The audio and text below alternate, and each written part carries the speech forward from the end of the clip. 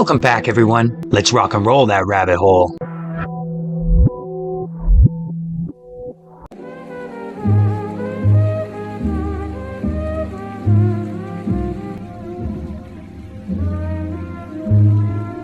Yeah, if they don't find you handsome, they should at least find you funny.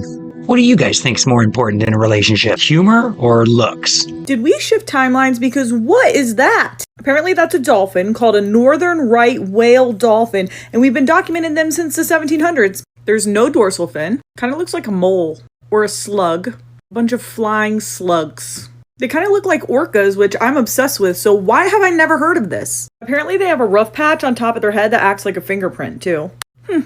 I like it. A dolphin that looks like an orca. I missed that one too. Is it a timeline jump, or is it just something I never noticed before? Look, there goes the victory. Oh my gosh, look. Oh Lord. Gosh.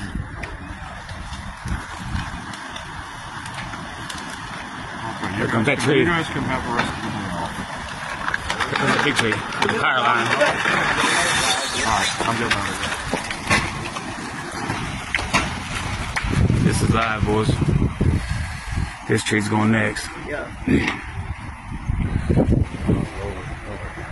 Kurt, are you getting that? Yep. Oh, go. It's moving. Oh my gosh. There goes Elle's house.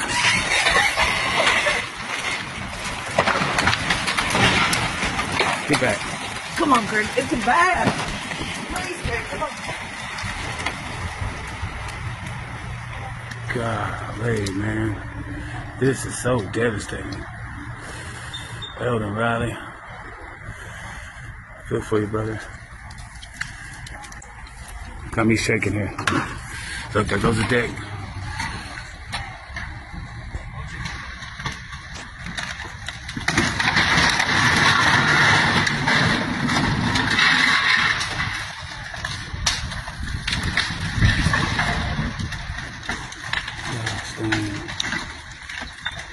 This is so sad. Come on.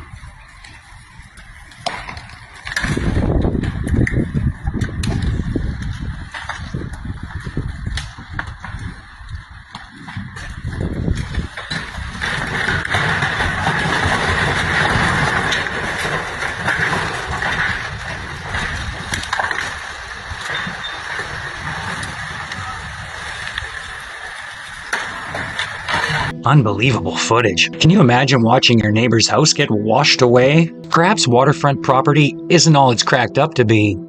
So this is it. We're at the first of the Barabar Caves. Now this in itself is a very impressive facade.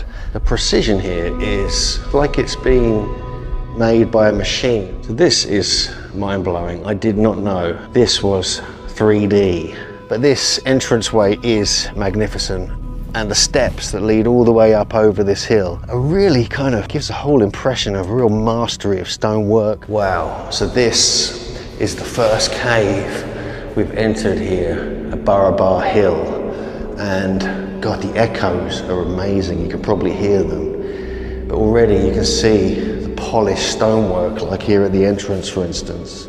It's perfectly flat, very close to. And it's still polished after nearly 2,500 years. On the other side of the doorway, but you can see the quality of the doorway here. See the brightness and the shine, the way it reflects is quite remarkable. On this side as well. And this is the entrance, so they keep it locked, so you have to find someone down at the bottom to help you unlock it. But it's absolutely brilliant to actually be here for once. The sheer precision of that architecture, the perfectly polished, smooth marble walls, regardless of how you think they were made. Doesn't it seem like we've devolved as a society? One of my favorite subjects is splunking, or cave exploration. You gotta be pretty brave to climb down into one of those holes. Check out this next footage, and tell me if you would attempt this. I do believe these are professionals, so maybe you shouldn't attempt it. Oh, colorful. Solid concrete steps going down as far as the eye could see. It's an absolute thing of beauty. There used to be a handrail here. There still is a little bit up ahead. A little bit of a croucher in spots, but I'm sure glad I got these steps. If it wasn't for that, we'd be walking right down the middle.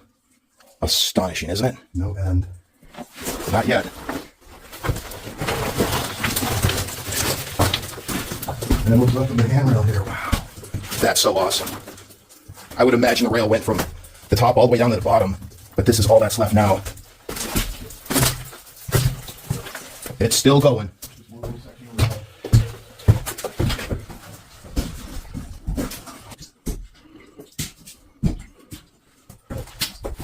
And then the stairs abruptly end out of nowhere. You can still see the outline of where they went down. Oh, nice. There is steps here. Slightly disintegrated, but And the rail did go all the way down to the bottom. it definitely worked. Steep drop off coming up. And that's definitely the end of the steps.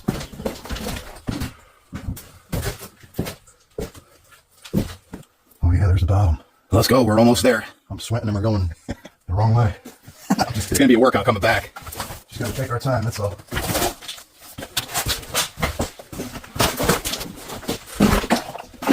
That's it, we have reached the bottom. It goes. Yeah, there's a doorway, brother. There's a doorway, and it opens wide up. It's like a whole other world. Oh man. Down in the depths. I don't think I've ever been in this big of a voyage, brother. Wow. It's huge. We usually crawl forever trying to find stuff like this, and today we just walked right into it. Little doorway built in. So this next story, coming out of Punta Cana in the Dominican Republic, is quite the rabbit hole. I fell down it for at least a few hours. This is definitely a cautionary tale. Check it out. What the hell is going on at the Republica down in Punta Cana? No water, no AC, no electricity, nasty food, and rude customer service is not my idea of an all-inclusive resort. But that is what spring breakers are experiencing right now at that resort. Now, Republica is located in Punta Cana. It is an adult-only resort, all-inclusive, which means everything is included. The only problem is it's an older resort, very older. And I'm not sure if they ran a special, but it seems like everyone is there. And baby, they get in the business. Y'all, ew. Why is it pink? And they said it's a hamburger. What the fuck? This resort 0 out of 10 would not be back. No water. This morning there was no water and now there's no power. It's dark. We can't see anything in our room. And this is dangerous. This is dangerous. They said the other side works, but just this side. The hallway. This is the resort with no power. Like in a dark dungeon, like terrifying. It really is a fire hazard. AC has been stuck at 31 degrees Celsius, and Fahrenheit is 87 degrees for our whole stay. It doesn't even work. Like, it'll be set to 20, and that's the lowest it goes.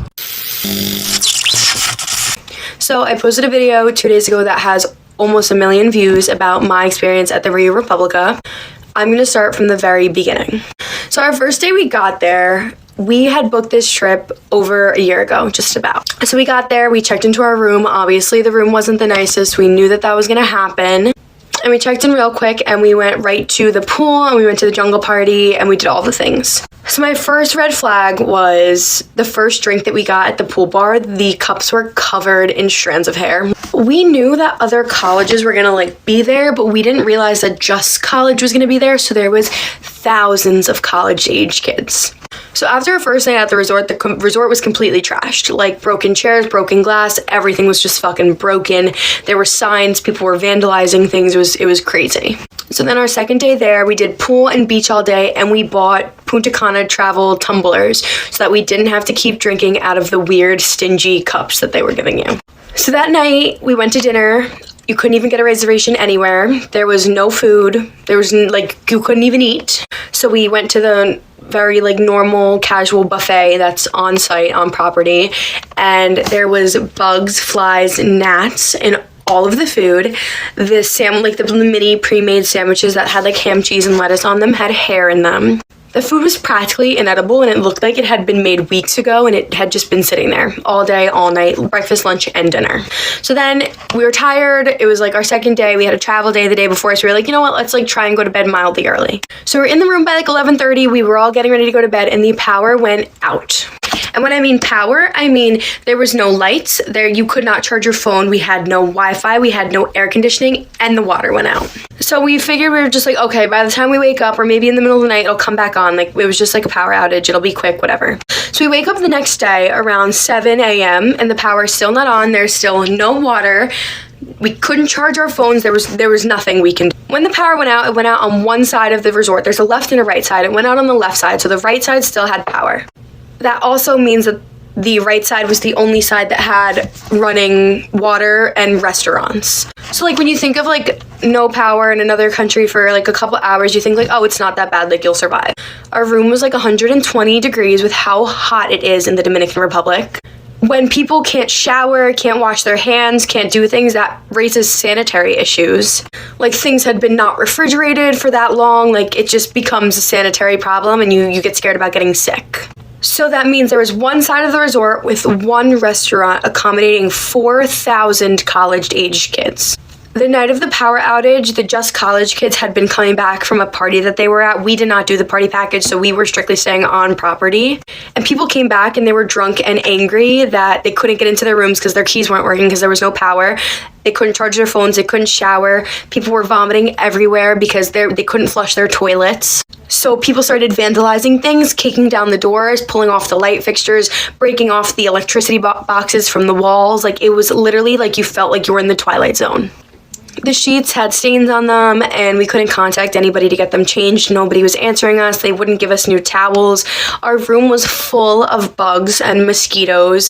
Every night there were people peeing, vomiting off of their balconies.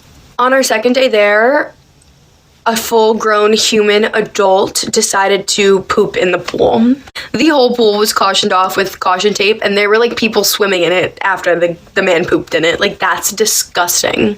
And I really don't think there was any chlorine used. I mean, the pools were so cloudy, you could barely see the bottom. I also just saw something that a girl that was staying on the same property as us has gone missing, and by no means was their security up to standard. I don't even think I saw a single security guard the entire time we were there. When me and my best friend was on the beach around 4 a.m., they have security out there.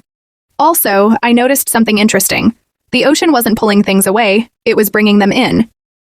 Every morning, the tide would push seaweed and debris onto the shore to clean it up. The resort even had a tractor crew come around 5-6 o'clock. That's why I have a hard time believing the story being told about what happened the morning Sudiksha Konanki disappeared. Joshua Ribe claimed that strong waves pulled them into the water, and while he managed to escape, he last saw Konanki with water up to her knees. In another version, Ribe mentioned that after they were caught in strong waves, he managed to get them out, and he then passed out on the sun chair. Before losing consciousness, he saw Konanki. Also reported that he saw Konanki walking along the shore before he fell asleep on a sun chair. So, while drowning is possible, if the conditions that morning were not consistent with someone being carried further out, it suggests the need for a deeper investigation. If she didn't get swept out by the ocean, what actually happened? You promised me a body, nothing showed up. You said clothes would eventually drift into the shore. We didn't find a damn thing. But you continue to say that she drowned. And we'll just walk away, and this kid will go back home, and we'll just forget about the investigation. And that's the end of that. So this girl goes missing. Everybody says she's drowned, and sharks are not eating clothes. So don't give me the bullshit that it's possible in Punta Cana in the Dominican Republic that she got eaten by a shark, because sharks do not eat bathing suits. So and this is where we're gonna leave it. But no, and everyone's gonna say it's over and it's done and it's finished, and let's just forget about the story because it's not trending on TikTok no more. Let's just move on. How about this? She didn't drown. She's not in the ocean. I believe she's still alive. $25,000. Whoever brings this girl home. Call them bullshit on the investigation. I'm calling bullshit on the Rue Hotel. I'm calling bullshit on the Dominican Republic. I'm calling bullshit on Punta Cana. I'm calling bullshit that this girl did not drown. That's it. Period. The end. She's not in the ocean. She didn't drown. And if she did, then again, I will come back and apologize. But for the people that have taken her, somebody knows. Somebody knows where this girl is. You want to put $25,000 in your pocket? Send me a video. Send me a video of the girl that she's alive and well, and you'll get half the money. And we will give you the other half when you deliver her safely to the United States of America, to a family. No questions asked. I don't give a shit at this point. I just want this girl brought back home. Breaking news in the Sudiksha Kanaki case, as a resort worker who has been working there for more than 25 years has come out and given his theory on what happened to her. He starts by saying there are 3 theories as to what happened, and he's going to immediately debunk 2 of them. First theory is that she drowned, and he says that's not possible because even if she did, her body would have washed back onto the beach almost immediately. He said there's no way she's lost at sea or still under the water because the way the tides and waves are, she would have been brought back at maximum the very next day. He also said the fish over there would not devour an entire body, and even the sharks do not eat humans. He then states the fact that this is a private beach and all the hotels have security guards and cameras, and after 6 p.m. the National Guard comes and patrols the beach, so if there was someone drowning and calling for help, they would have seen. He then starts pulling at the sand on the beach and shows how easily it comes off, and says in about 30 minutes he could make a 5-foot hole, and he's not even athletic. He then states that Joshua is an athlete and could do this a lot quicker, and his theory is that Sudiksha is somewhere under that beach. Let me know what you guys think about this, and as always, I'll keep you guys updated. Mind-blowing, right?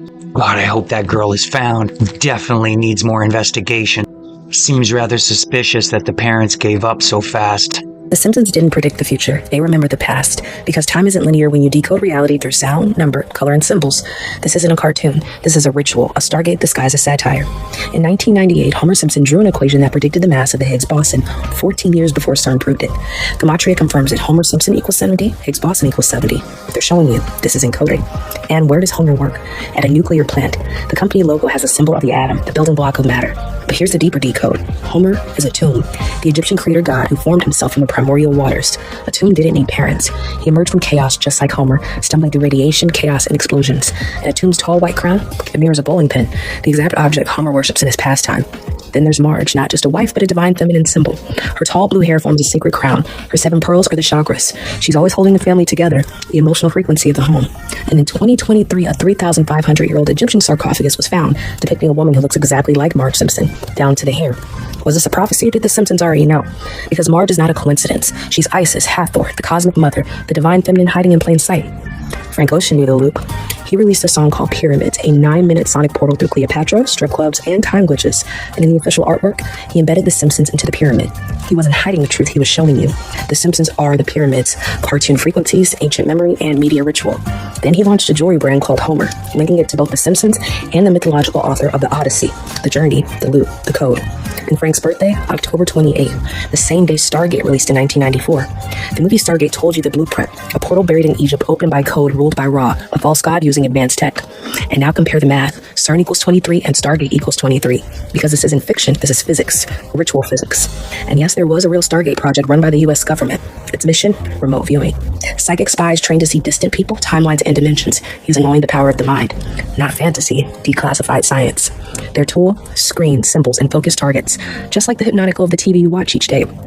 Every Simpsons episode starts the same way. The family rushes to the couch to stare into the screen.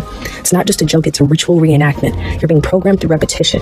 The screen is the new Stargate. Liquid crystal, memory, radiation, color frequency. You're not watching for fun. You're watching to remember. Now, here's the part most people miss. The Simpsons was written by physicists and mathematicians. Al Jean, Ken Keeler, Jeff Westbrook. PhDs in advanced mathematics from Harvard and Yale. They weren't just writers, they were initiates. That's why the show encoded real physics, future tech, and rituals. Because predictive programming is nonlinear memory transfer transmission. It's all traced back to the dollar, the pyramid, the all-seeing eye. Novus Ordo Seclorum, a new order of the ages. This is Egypt 2.0, not with stone, but with silicon. The old bloodlines rebranded with entertainment and electricity. In 2025, it becomes official. The U.S. launches the Stargate AI program, a $500 billion initiative to dominate timelines, memory, and consciousness. The old Stargate was stone. This one is built from code, because if you can shape consciousness, you control the simulation. The Simpsons predictions are pretty hit and miss. There's a lot of fake videos out there now claiming predictions from The Simpsons and the animations are fake and not even from real episodes. What this lady said is correct, though. Why do you think they have Harvard physicists working as script writers? It's just a family cartoon, isn't it? They're not predicting the future. They're scripting it. Okay, this pyramid situation just got even more insane. Watch this. If you go on Google Earth and you search Pyramids of Giza, you land here. But now check out what happens when you go into Google Earth again and you put these coordinates in. What on earth is that? Okay, so strap on your seatbelts because we are about to go on a very bumpy ride. Millions of people are massively divided on what is underneath the pyramids. And later we're going to talk about a new discovery which adds to this mystery. But right now there's something else lurking nearby. And I believe the identity of this base is going to change everything. I am going to choose my words carefully, but a mysterious complex has been spotted about 25 miles south of the pyramids by using Google Maps. And when I say mysterious, I mean it. It's shaped like a horseshoe. It has another intricate shape inside it, and it's surrounded by bizarre looking buildings. And the best parts, there's no official identifier. It's just there, sitting in the desert. Naturally, the internet went absolutely bonkers. Some people are convinced that it's some kind of ancient stargate. Yes, a sort of portal that leads to other worlds. Others think it's a hidden facility, maybe a bunker or a defense site. One Reddit user even pointed out that there are similar structures in his own country, and there they store jets and other machinery. But come on guys, talk to me. What do you think it is? I know what some of you are thinking. You're saying, why isn't someone investigating this on the ground level? After all, it's only a 24-minute drive from the Pyramids of Giza. Well, people online already are calling for someone to grab a camera, hop into a car, and check it out. And honestly, I would be pretty interested to find out what their verdict is, or whether we're all just making mountains out of molehills. But hey now, this is just the beginning, because while everyone else was getting excited over this unusual structure in the desert, another new discovery has just been uncovered. You've probably already heard that scientists claim that they found a hidden city beneath the pyramids. You've probably already heard that an entire underground network of tunnels, wells and chambers, some of which go 4,000 feet below the Khafre Pyramid, these have just been discovered. But have you heard that recently there's been a supposed sarcophagus that's been discovered buried 656 feet beneath the tomb of Osiris? Now, quick history lesson. The tomb of Osiris is believed to be a symbolic tomb dedicated to Osiris, the Egyptian god of the afterlife. And now a team of Italian researchers say that they found a hidden chamber directly below it, containing something that looks like a sarcophagus surrounded by water. How did they find all of this? Well, they are using a synthetic aperture radar, a type of groundbreaking radar that sends high-frequency waves into the ground, then measure how they bounce back to map out what's hidden below. And according to them, the scans revealed massive, previously unknown structures beneath Giza. I wonder whether I should tell you this, but this is where people start to lose friends. Because while the researchers are out there saying, hey, we might have just rewritten history, other experts are saying, yeah, not quite. For one, there's a radar expert called Professor Lawrence Conyers from the University of Denver, and he straight up said this technology cannot go that deep. He claims they might be able to see 30 or 40 feet underground, but not thousands of feet. And Egypt's former Minister of Antiquities, Dr. Zahi Hawass, he called the whole thing scientifically invalid. Basically, the mainstream archaeological community, they're not buying it. But the Italian researchers, they're doubling down on their claim, and they say they're using advanced radar signal processing and a special algorithm to analyze their data. According to them, the structures they found are 38,000 years old. Okay, let's just pause here for a second, because 38,000 years, that is probably the point where I need to get off this whole pyramid tour bus, because that's tens of thousands of years older than any known ancient civilization. And as many of you know, I hold a very unpopular view on the age of the Earth. Now, their theory is that these structures could be evidence of a lost civilization that existed before history as we know it. And as I've mentioned in previous videos, this part of their claim could be very possible, as the Bible talks about more than one Goliath-like figure, and I I would not be surprised if they had some involvement in building these incredible structures. However, mainstream archaeologists say there's zero evidence for this theory. In fact, they say at that time people were still living in caves and hadn't even figured out farming yet. So the idea that they were constructing massive underground complexes beneath Giza, yeah, well, that's a pretty difficult sell for those kinds of historians. Let's be honest, this is exactly the kind of thing that fuels the other side of the internet. Because if humans weren't building massive underground structures all those years ago, who or what was? Could it be that with everything that's happening right now, this mystery complex, the claims of an underground city, and the massive debate over what's real and what's not, could it be that it's a matter of time before someone goes out there and tries to prove it one way or another? Probably still one of the greatest mysteries. What do you guys think that separate location is about? It's not very far away from the Great Pyramids, and it has no designated Google Maps name. It's just there in the desert. I'd love to know more about this structure. I believe Egyptian officials have been hiding secrets for years as to the true purpose of the pyramids. I don't know about you guys, but I think they were power stations. Let me know what you guys think in the comments. Taco Bell. Burger King. McDonald's. Chili's. Wendy's. Domino's. Subway. Dunkin' Donuts. Pizza Hut. Chili's. Or, Chipotle. Sonic. Arby's. Little Caesars. Dairy Queen. Chick-fil-A. Jack in the Box. Panda Express. Popeyes.